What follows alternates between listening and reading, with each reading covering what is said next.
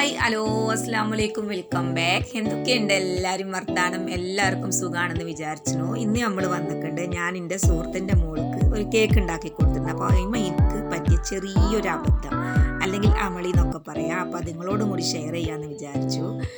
അപ്പോൾ നിങ്ങൾ video skip ചെയ്യാതെ മുഴുവനായിട്ടൊന്ന് കാണുക. പുതിയ വ്യൂവേഴ്സൊക്കെ ഉണ്ടെങ്കിൽ നമ്മളെ ചാനൽ ഒന്ന് സബ്സ്ക്രൈബ് ചെയ്ത് സപ്പോർട്ട് ചെയ്യുക. നിങ്ങളുടെ അഭിപ്രായങ്ങളൊക്കെ കമൻ്റായിട്ട് പറയുക. അപ്പോൾ നമുക്ക് വീഡിയോ ഒന്ന് കണ്ടു നോക്കിയാലോ.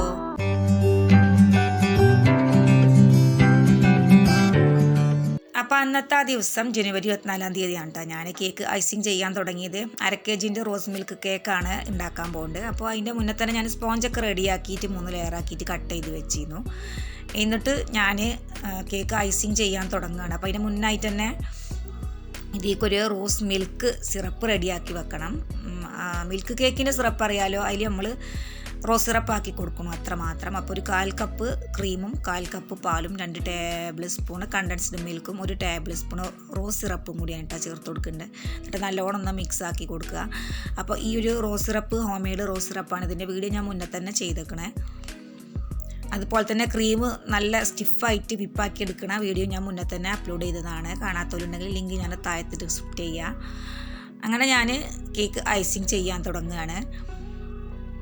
അപ്പോൾ ഫസ്റ്റ് ലെയർ ഞാൻ വെച്ച് കൊടുത്തതും കേക്ക് ബോട്ടിൽ ക്രീമാക്കി തേച്ച് കൊടുക്കുന്നത് മാത്രമുണ്ട്. ഫസ്റ്റ് ലെയർ വെച്ച് കൊടുത്തതും റോസ് സിറപ്പാക്കി ഇതൊന്നും വീഡിയോയിൽ കിട്ടിയിട്ടില്ല. കാരണം എന്താണെന്ന് അറിയില്ല, മോള് ഇടയ്ക്കൊക്കെ ഒരു ഫോണുമ്മ കളിയുണ്ട്, ലോക്കൊക്കെ കണ്ടുപിടിച്ചിട്ട് തുറന്ന് കളിയുണ്ട്. അപ്പോൾ ഇനി എന്തുകൊണ്ടാണ് എങ്ങനെ പോയതാണെന്ന് അറിയില്ല. അപ്പോൾ അതാ ഞാൻ രണ്ടാമത്തെ ലെയർ വെച്ച് കൊടുത്തിട്ട് ഷുഗർ സിറപ്പാക്കി കൊടുക്കുകയാണ്. ഷുഗർ സിറപ്പ് അതായത് നമ്മളെ മിൽക്ക് സിറപ്പ് ആക്കി കൊടുത്തിട്ട് ക്രീം തേച്ച് കൊടുക്കുകയാണ്. എന്നിട്ട് പിന്നെ പിസ്താശി ഇട്ട് കൊടുക്കുകയാണ്. അപ്പോൾ വീണ്ടും ഞാൻ ആദ്യം ചെയ്ത് തന്നെ റിപ്പീറ്റ് ചെയ്യുകയാണ്. ക്രീം ഷുഗർ സിറപ്പാക്കി കൊടുക്കുക, അതേപോലെ ക്രീം തേച്ച് കൊടുത്തിട്ട് വീണ്ടും പിസ്താശി ഇട്ട് കൊടുക്കുകയാണ്. ഇനിയിപ്പോൾ ഞാൻ ചേർത്ത് കൊടുത്ത് തന്നെ നിങ്ങൾ ഉള്ളിൽ ഫില്ലാക്കണം എന്നില്ല. ബദാമോ കാഷ്യൂനട്ടോ ഒക്കെ നിങ്ങൾക്ക് ചേർത്ത് കൊടുക്കുക, ടേസ്റ്റ് തന്നെയാണ്. പിന്നെ റോസ് മിൽക്ക് കേക്ക് ആയപ്പോൾ പിസ്തയാണ് പ്രത്യേക ഒരു ടേസ്റ്റ്, അതുകൊണ്ട് ഞാൻ ചേർത്ത് കൊടുത്തേ ഉള്ളൂ. അതുപോലെ തന്നെ ഹോം മെയ്ഡ് റോസ് സിറപ്പ് കയ്യിലില്ലെങ്കിൽ ടൈഗറിൻ്റെ സ്ട്രോബെറി മിൽക്ക് മിക്സ് ചേർത്ത് കൊടുത്താലും മതി, കുഴപ്പമില്ല. അപ്പോൾ എന്നോട് 25-ാം തീയതി ആണ് ബർത്ത്ഡേ എന്ന് പറഞ്ഞപ്പോൾ ഞാൻ തന്നെ ഒരു കേക്ക് സ്വയം സെലക്ട് ചെയ്തിട്ട് ഉണ്ടാക്കി കൊടുക്കുമായിരുന്നു. ഇപ്പോഴത്തെ ഒരു അവസ്ഥ എന്ന് പറഞ്ഞാൽ കേക്കിന് ഓർഡർ കുറവാണ്. ഞാൻ കേക്ക് ഉണ്ടാക്കുന്ന കാര്യം അധികം ആർക്കും അറിയില്ല. എന്തായാലും മോളെ 10ാം ക്ലാസ്സൊക്കെ കഴിയട്ടെ, അതുവരെ ഇങ്ങനെ തന്നെ പോട്ടെ എന്നാണ് മനസ്സിൽ.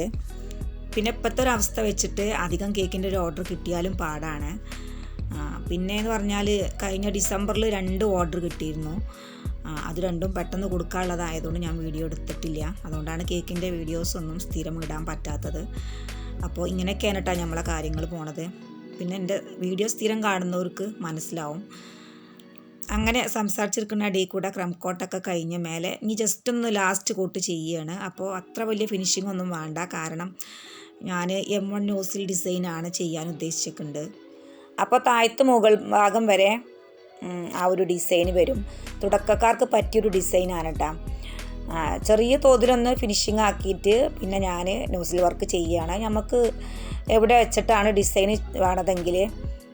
വേണ്ടെങ്കിൽ അവിടെ വെച്ചിട്ട് ജസ്റ്റ് ഒന്ന് വട്ടം കറക്കുക, അത്രേ പണിയുള്ളൂ. അപ്പോൾ ഒരു നോസിൽ താഴെ റൗണ്ട് ഫുള്ളാക്കുക. ഇടയിലൊക്കെ ഗ്യാപ്പ് ഉണ്ടെങ്കിൽ ജസ്റ്റ് ഒന്ന് പ്രസ് ചെയ്ത് വരിക്കുക. പിന്നെ മുകളിലേക്കും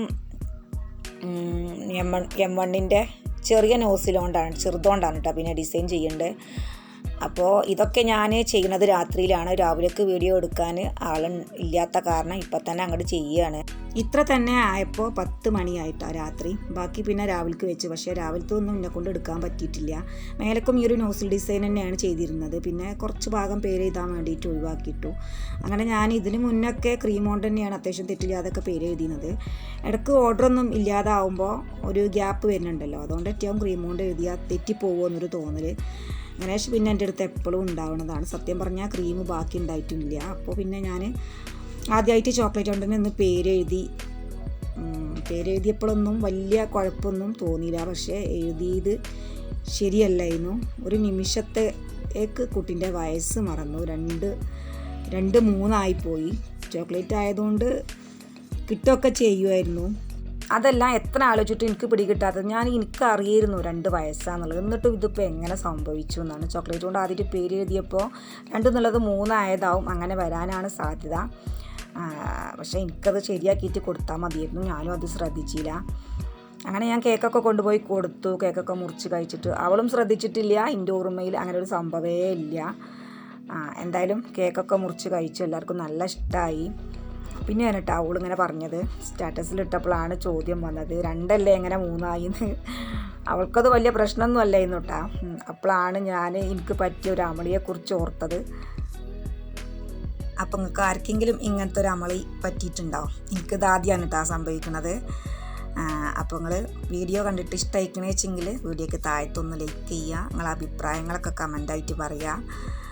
അതുപോലെ തന്നെ പുതിയ വ്യൂവേഴ്സ് ആരെങ്കിലും നമ്മളെ ചാനൽ കാണുന്നുണ്ടെങ്കിൽ ഒന്ന് സബ്സ്ക്രൈബ് ചെയ്ത് സപ്പോർട്ട് ചെയ്യുക. കൂടെ തന്നെ ആ ബെല്ലൈക്കണൊന്ന് അമർത്തിയിട്ട് ഓൾ ഓപ്ഷനാക്കി വെക്കാനും കൂടി മറന്നു പോകരുത്. അപ്പോൾ അടുത്തൊരു ഷെയർ വീഡിയോ ഇൻഷാ അല്ലാഹ് നമുക്ക് വീണ്ടും കാണാം. Thank you for watching. Bye. അസ്സലാമു അലൈക്കും.